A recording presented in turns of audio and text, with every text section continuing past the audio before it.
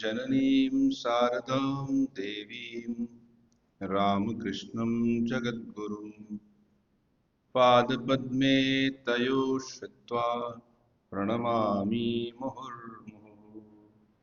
नमः श्रीयतिराजाय विवेकानन्दसूरये सच्चित्सुखस्वरूपाय स्वामिने तापहारिणे असतो मा सद्गमय तमसो मा ज्योतिर्गमय मृत्योर्मामृतं गमय। जैसा कि प्रत्येक रविवार को हमारा ये चिंतन प्रवचन होता है, उसी में विवेक वाणी इस पुस्तक से स्वामी विवेकानंद की कुछ कतिपय उपदेशों को लेके हम चिंतन करेंगे। आज हमारा चिंतन का विषय रहेगा, इस पुस्तक के एक अध्याय का जो नाम है वह है नीतिमत्ता, मोरालिटी, अर्थात जो नीति युक्त हो। नीति अर्थात वो चीजें जो मनुष्य के लिए उचित है। नीति या मोरालिटी या एथिक्स यह मनुष्य के लिए है। एक प्रसिद्ध संस्कृत का वाक्य है, उसमें कहते हैं कि धर्म और अधर्म ये मनुष्य के लिए, प्राणियों के लिए, अन्य प्राणियों के लिए प्रकृति द्वारा कुछ चीजें निश्चित की गई हैं और उस निश्चित की हुई चीजों में ही वो अपना जीवन बिताते हैं। उसमें धर्म अधर्म कि ये चीज न्याय संगत है कि नहीं, वो नहीं होता। जैसे कि कोई एक हिरन जा रहा हो, उसे कोई शेर मारता है, तो शेर को हिरन को मारने की कोई सजा नहीं है, वो उसका धर्म है, प्रकृति का बनाया हुआ धर्म है कि वो उसको खाएगा और जिएगा, जिसे हम अंग्रेजी में फूड चेन कहते हैं, एक खाने की श्रृंखला है। लेकिन अगर मनुष्य बिना किसी कारण से किसी व्यक्ति पर हाथ तो क्या, अगर कोई गलत बात भी कहे तो दंडनीय हो सकता है। अगर उसे अपशब्द कहे, अपमान करे, और अगर उसको मारे पीटे या फिर उसको अन्य किसी प्रकार से आहत करे तो वो धर्म के विरुद्ध होता है। क्यों? क्योंकि मनुष्य के लिए ये धर्म बना है। तो मनुष्य का अर्थ है कि कोई भी प्राणी जो इस मानव शरीर में है, अब उसके लिए उसके अंदर एक विशेष शक्ति है, सोचने की शक्ति, एक चिंतन करने की शक्ति, एक अनुभव करने की शक्ति। उस शक्ति के कारण ही उसके लिए ये धर्म स्वरूप, ये नीति स्वरूप बातें उसके लिए स्वीकार होती हैं, उस पर लागू होती हैं। लेकिन ये क्या चीज़ है जिसे हम नीति शास्त्र कहते हैं, मोरालिटी कहते हैं, एथिक्स कहते हैं? इसको लेके दर्शन शास्त्र में बहुत सी चर्चाएं, हम उन चर्चाओं में नहीं पढ़ना चाहते। किसी ने ऐसा कहा और किसी ने वैसा कहा, उसको लेके एक प्रकार की एक एकेडमिक डिस्कशन हम यहाँ नहीं करना चाहते, ना ही करनी चाहिए। यहाँ हम आध्यात्मिक दृष्टि से उसको समझने का प्रयास कर रहे हैं। आध्यात्मिक अर्थात वेदांत की दृष्टि से क्या सनातन धर्म में कहा गया है। तो स्वामी विवेकानंद ने अपने कर्मयोग के प्रवचनों में एक बात कही है। स्वामी जी कहते हैं कि कैसे हर व्यक्ति अपने ढंग से क्या धार्मिक है या क्या नीति संगत है उसकी व्याख्या करता है, और विभिन्न धर्मों के अनुसार भी अलग अलग व्याख्याएं होती हैं। कुछ धर्म में किसी विशेष कारण से उसको मारना बड़ा धार्मिक कार्य माना जाता है, और कोई है कि ऐसा नहीं कर सकते। अच्छा, फिर परिस्थितियों के अनुसार भी नीति में परिवर्तन होता है। अगर किसी को कहा जाए कि आप सैनिक के रूप में, सैन्य बल के एक हिस्से के रूप में आप कहीं तैनात हैं, और आपका क्या कर्तव्य होना चाहिए कि हमें अपने देश की रक्षा के लिए अगर जरूरत पड़े तो किसी पे हम कुछ बल प्रयोग करें। उस बल प्रयोग में यदि उसकी मृत्यु भी हो जाए तो उसको कहा जाता है तुमने अपने देश की रक्षा के लिए बहुत कार्य किया, तुम्हें ये हम अवार्ड देते हैं, गैलेंट्री अवार्ड भी दे सकते हैं। अब वही चीज अगर वो समाज में इस प्रकार के कोई बड़े प्रयोजन ना करके एक आपराधिक वृत्ति से करता है तो उसे जेल हो सकती है। कार्य तो एक ही था, लेकिन एक में उसे पारिश्रमिक दिया जाता है और एक में उसको सजा दी जाती है। तो प्रश्न आता है कि नीति क्या है, नीति शास्त्र क्या है।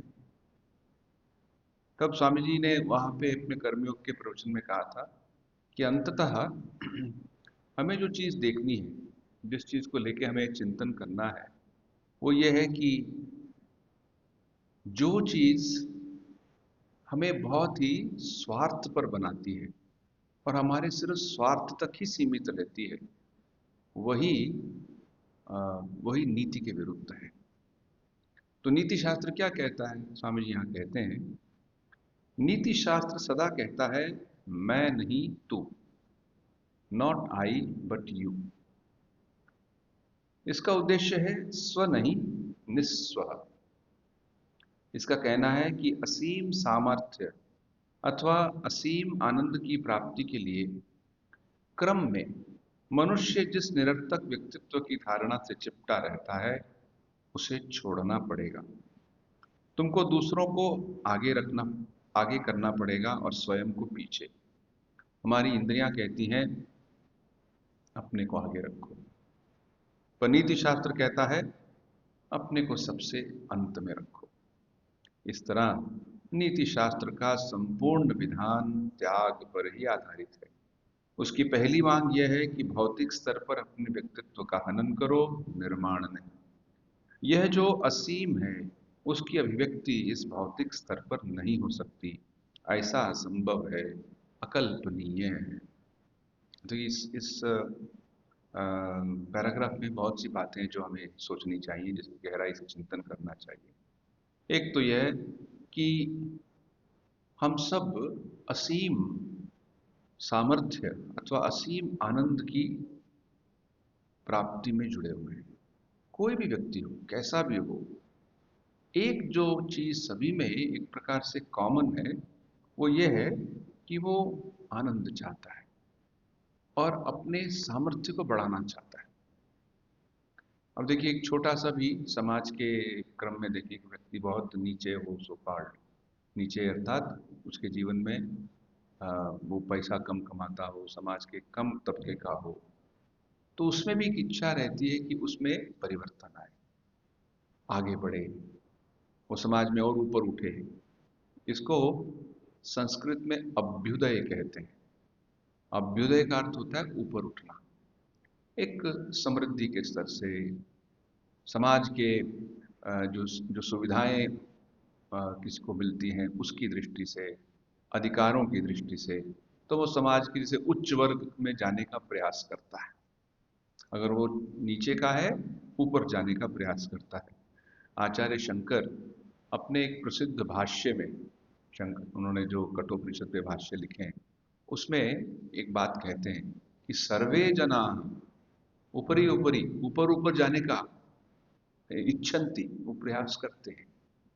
जो एक एक क्लार्क है वो हेड क्लर्क होने की सोचता है, अर्थात प्रमोशन की इच्छा सोचता है, और प्रमोशन मिल जाए और मिल जाए, मुझे आगे बढ़ता जाऊं। और दूसरा उसमें वो आनंद की खोज करता है। ऐसा कोई व्यक्ति नहीं है जो आनंद की खोज ना करता हो। उसमें कहीं ना किसी रूप में वो इंद्रियों से खोज कर रहा हो या फिर सांसारिक चीजों को प्राप्त करके खोज कर रहा हो। चलो मुझे और पैसा मिल जाए, मुझको आनंद मिल जाएगा। क्या आनंद मिलता है? हाँ मिलता है, लेकिन वो क्षणिक होता है, नित्य नहीं होता। ये एक जीवन का बड़ा ही बड़ा सत्य है जिसको समझने में बहुत समय लगता है कि बाहर से जो आनंद आता है वो अपने आप में नित्य नहीं होता। तो धीरे धीरे जब उसमें परिवर्तन होता है, जब उसको समझ आता है कि वो जिस सामर्थ्य और जिस आनंद की खोज कर रहा है, वो उसके लिए वो चाहता है कि अपना मैं व्यक्तित्व बनाऊं। अब व्यक्तित्व बनाने का यहाँ पे अर्थ ये नहीं कि हम जैसे कभी कभी कहते हैं स्वामी जी के विचारों पर आधारित होके कि सभी के पास एक अच्छा व्यक्तित्व होना चाहिए, अर्थात उसका सोचने का तरीका, उसमें विकास होना चाहिए, उसके दूसरों के प्रति एक संवेदना, फीलिंग फॉर अदर्स, उसमें विकास होना चाहिए, और कार्य क्षमता में किस प्रकार से उसमें क्षमता बढ़े, कोई काम जिसको एफिशिएंसी कहते हैं उसमें विकास होना चाहिए।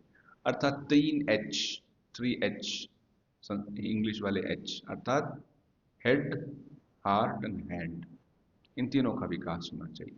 ये उस व्यक्तित्व की बात यहाँ नहीं हो रही, यहाँ कह रहे हैं कि उस व्यक्तित्व का अर्थात सिर्फ जो एक अंदर का एक अहंकार है, मैं उसकी धारणा से चिपटा रहता है, तो फिर वो अपने अंदर जो नीति का विकास नहीं कर पाता। स्वामी जी कहते हैं उसे छोड़ना पड़ेगा, तुमको दूसरों को आगे रख करना पड़ेगा और स्वयं को पीछे। तो क्या उद्देश्य, क्या क्या उपदेश है, आपको क्या संदेश मिला कि जीवन में त्याग होना चाहिए। लोग त्याग सुन के थोड़ा घबरा जाते हैं, ओह त्याग, हरि ओम राम राम, हम तो संसार में रहना चाहते हैं, ये त्याग की बातें करते हैं, ये साधु सन्यासी हैं, ये तो कर ले, ठीक है, हमें उनसे इतना उपदेश क्यों देते हैं त्याग। लेकिन स्वामी जी के अनुसार जितनी भी मोरालिटी है, जितना भी नीति संगत जो भी चीजें हैं, उसका मूल त्याग ही है। अच्छा, जो संसारिक लोग होते हैं क्या वो त्याग नहीं करते? माता पिता अपने बच्चों की खुशी के लिए त्याग करते हैं। एक व्यक्ति को कुछ प्राप्त करना है तो अपने सुख सुविधा के लिए त्याग करता है। एक किसी को अच्छा स्पोर्ट्समैन बनना है तो वो आराम से बिस्तर पे पड़ा रहेगा तो कहाँ स्पोर्ट्समैन बनेगा, तो उसके अपने आरामदेह जीवन को त्याग करना है। तो त्याग तो जीवन में हमें स्पष्ट दिखाई देता है कि किसी ना किसी को तो त्याग करना है। एक टीचर है, वो पढ़ाता है, अध्यापक है स्कूल में या कॉलेज में, अगर उसे अच्छा अध्यापक बनना है तो उसे भी कुछ त्याग करना पड़ेगा। जब तक वो त्याग नहीं करेगा अपने अहंकार को, अपने आलस्य को, अपने कि मैं और भी अधिक सीखूं, इस सीखने के लिए जो अनुशासन, जो समय लगाना है, उसके लिए बाकी चीजों को तो त्याग करना पड़ेगा उसे। तो त्याग जीवन का आधार है। स्वामी विवेकानंद अन्य एक अन्यत्र स्थान पर कहते हैं कि त्याग अगर न हो तो ये सृष्टि अपने आप में समाप्त हो जाएगी। तो त्याग की बहुत आवश्यकता है। हाँ, हम बाहर से देखते हैं एक व्यक्ति, सन्यास के रूप में जो त्याग हमारे सामने आता है वो इस त्याग के आदर्श का सबसे उच्चतम अभिव्यक्ति होती है। अगर हम नीति की दृष्टि से देखें तो हम कहते हैं कि पहले मैं, लखनऊ अंदाज है ना, वो कहते हैं पहले आप। लेकिन यहाँ पे जो कहते हैं पहले मैं, मेरे को मिल जाए। अमेरिकन भाषा में एक बात कही जाती है कि डू व्हाट यू डिजायर, जो आपको अच्छा लगता है करो। ठीक है, एक दृष्टि से ठीक है, जो हमको अच्छा लगे करना चाहिए। लेकिन अगर उसी को पकड़े रहेंगे, अगर हम त्याग के सिद्धांत को अपने जीवन में नहीं रखेंगे तो समाज नष्ट हो जाएगा, परिवार नष्ट हो जाएगा, राष्ट्र नष्ट हो जाएगा, सारा स्वार्थ परतों से भरा हुआ एक समूह हो जाएगा। क्या उसको हम मनुष्य का समूह कह पाएंगे?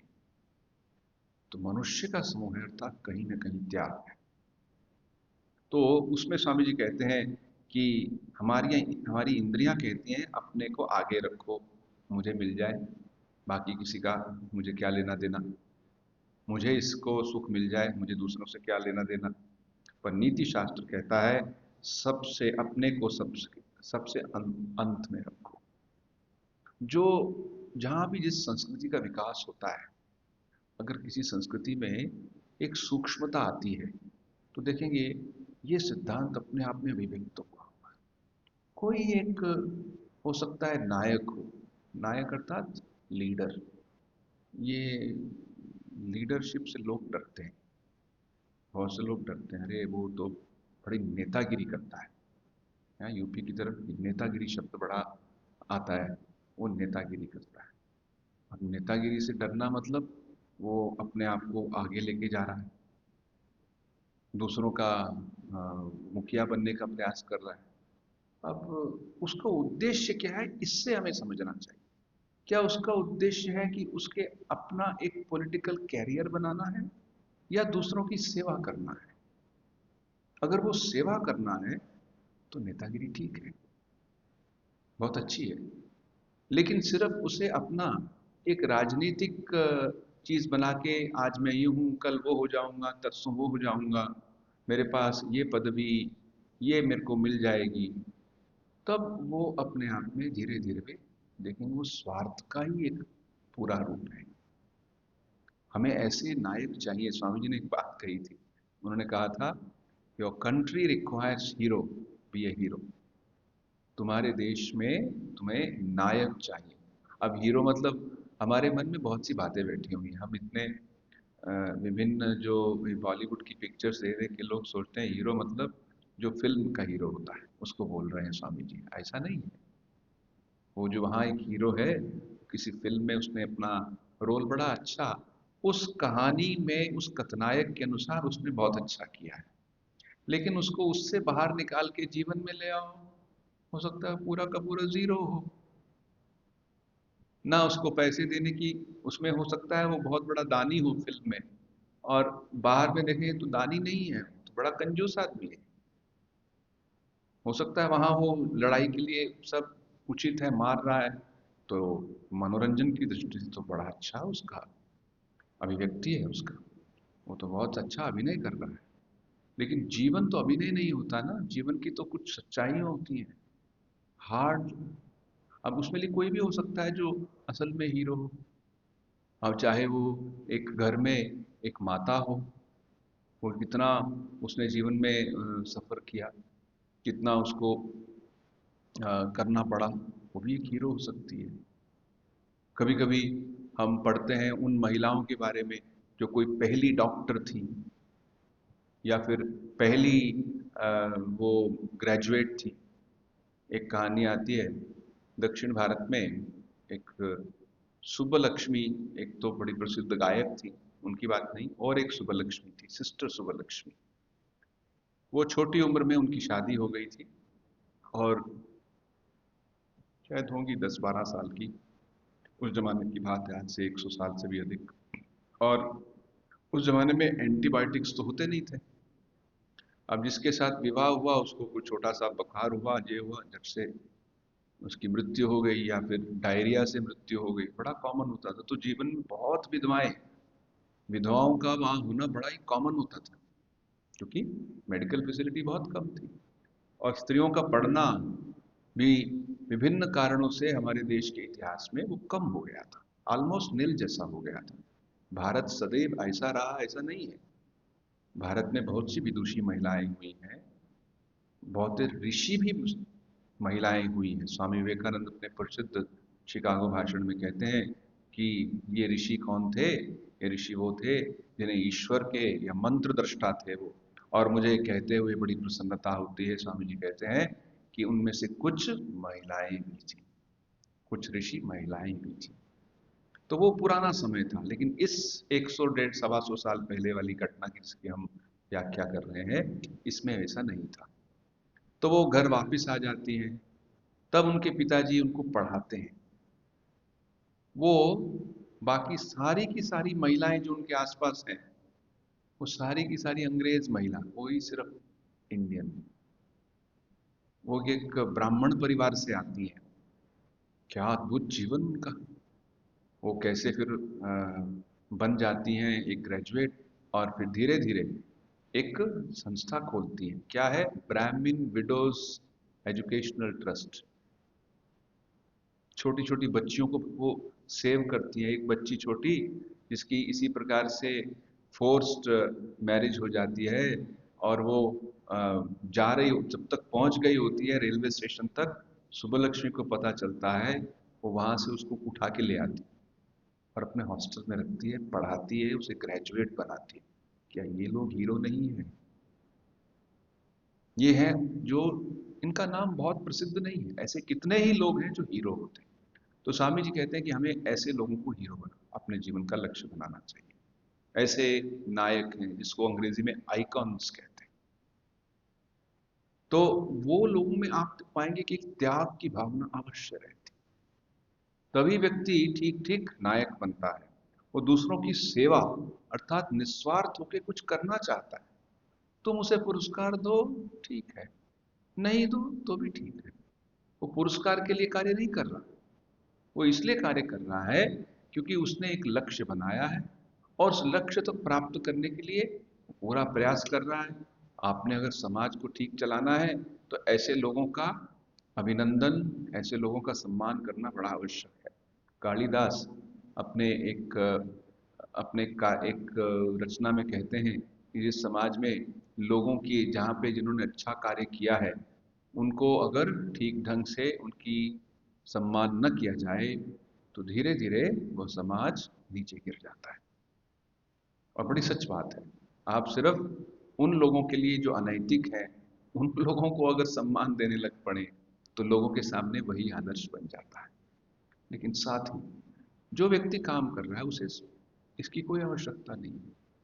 उसे ना तो कोई पद्मश्री चाहिए और ना ही किसी प्रकार की कोई भी उसे रिकॉग्निशन चाहिए, वो देना चाहता है। तो ऐसे लोगों के बारे में स्वामी जी कह रहे हैं, अपने को सबसे अंत में रखो। इस प्रकार नीति शास्त्र का संपूर्ण विधान त्याग पर आधारित है। एक स्वामी जी से किसी ने प्रश्न किया था कि प्राणी जगत में, एनिमल किंगडम में, सर्वाइवल ऑफ द फिटेस्ट, जो फिट है, फिटेस्ट है, बड़ा ही अच्छा है, पूर्ण रूप से सक्षम है, सामर्थ्यवान, वही बचता है। अर्थात कहीं भी कोई इस प्रकार से कंपटीशन होता है तो उस कंपटीशन में जो सबसे आगे होगा वही बचेगा। तो आप कहते हैं कि हमें त्याग करना चाहिए, तो उल्टा हो गया।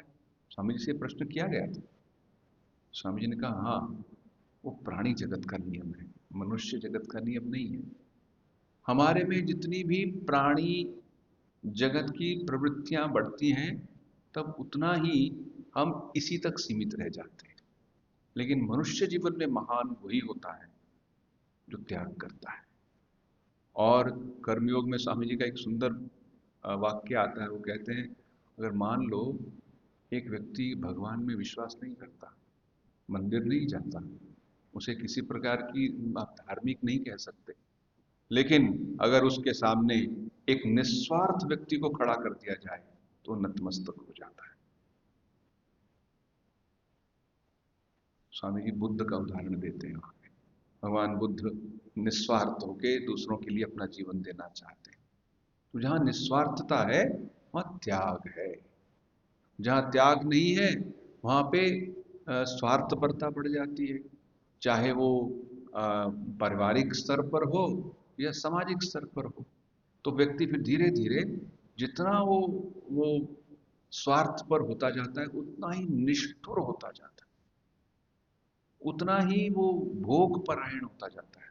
उसे दूसरों की कोई चिंता नहीं।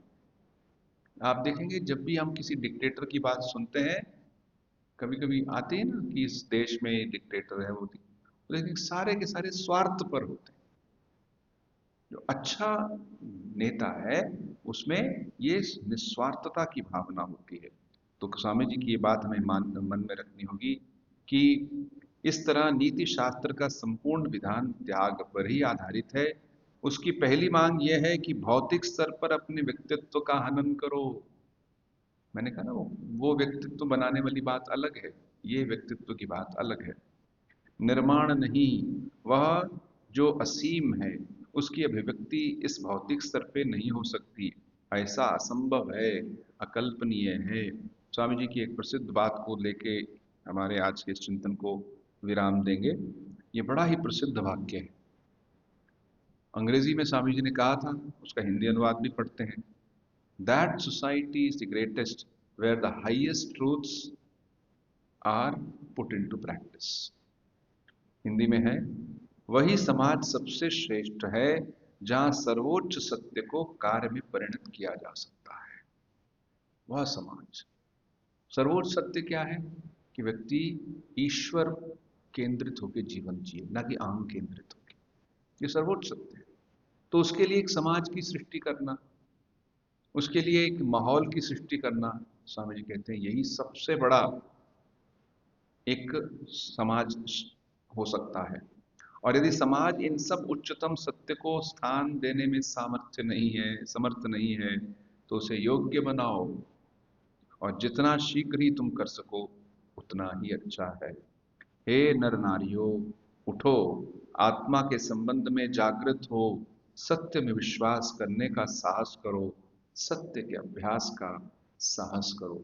अर्थात ऐसी स्थितियां बनाओ, ऐसे नियम बनाओ, ऐसे शिक्षण संस्थान बनाओ, ऐसी ऐसा कानून हो जिसमें व्यक्ति धीरे धीरे अपने आध्यात्मिक जीवन को, अपने पवित्र जीवन को जीने के लिए उसमें सुख पाए, उसमें सुविधा हो, उसमें कष्ट ना हो, उसमें किसी प्रकार से उसे करने के लिए कोई रोके ना।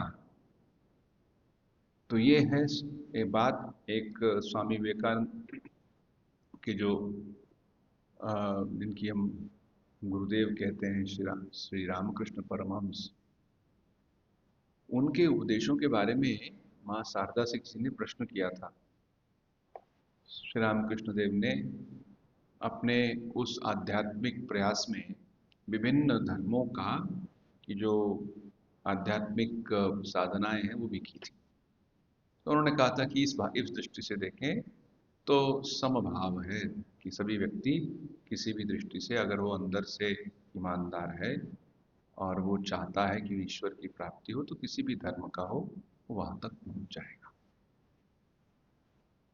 तब किसी ने माँ शारदा से पूछा, तो यही श्री रामकृष्ण देव का मुख्य उपदेश है ना? तो उन्होंने कहा, नहीं, ये उनका मुख्य उपदेश नहीं है, तुम लोग कह रहे हो। उनका मुख्य उपदेश था त्याग, स्वार्थता का त्याग, अपने छोटेपन का त्याग, जिससे कि हम अपने पूर्ण अंदर के जो उच्चतर भाव हैं, उच्चतर प्रवृत्तियां हैं, उसका पूर्ण रूप से उसकी अभिव्यक्ति कर सकें। तो हमें ये बात अपने मन में सदैव रखनी चाहिए। आज हम इस चिंतन को यही विराम देते हैं। ओम शांति शांति शांति। हरि ओम तत्सत। श्री राम कृष्णार्पणमस्तु।